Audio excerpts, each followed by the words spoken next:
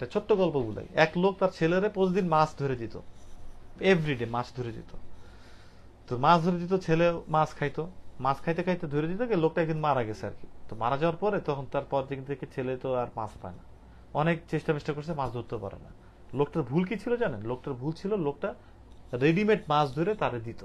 লোকটার উচিত হচ্ছে কেমনে মাছটা ধরতে হয় সেটা শিখানো। আপনাদের ফরম্যাট দিলে, ফরম্যাট অনুযায়ী চললে কোনো সময় আপনাদের ইমপ্রুভমেন্ট হবে না। দ্যাটস রং। এটা কারোর দোষ না, এটা তাদেরও দোষ না যারা দিচ্ছে, এটা আমারও দোষ না যদি আমি দিয়ে থাকি। এটা আপনাদের দোষ যে আপনারা বোকা হচ্ছেন। কারণ কি, 10 জন যেদিকে দৌড়ে আপনারা সেদিকে দৌড়াচ্ছেন।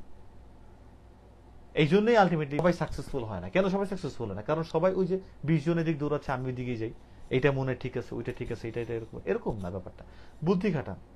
আমি কাউকে ছোট করতেছি না, বড় করতেছি না, বাট নিজেদের প্রবলেম, নিজের ফল্ট, এটা বের করতে পারা হচ্ছে সবচেয়ে আগের, মানে আপনাদের ইমপ্রুভমেন্টের প্রথম অর্ধেক হয়ে যাবে ইমপ্রুভ, আপনারা যদি এইটা করতেন যে আমার কি প্রবলেম, আমি কি জিনিসটা করতেছি, আমি কোন দিকে দৌড়াচ্ছি, কোনটা কি করতেছি না করতেছি।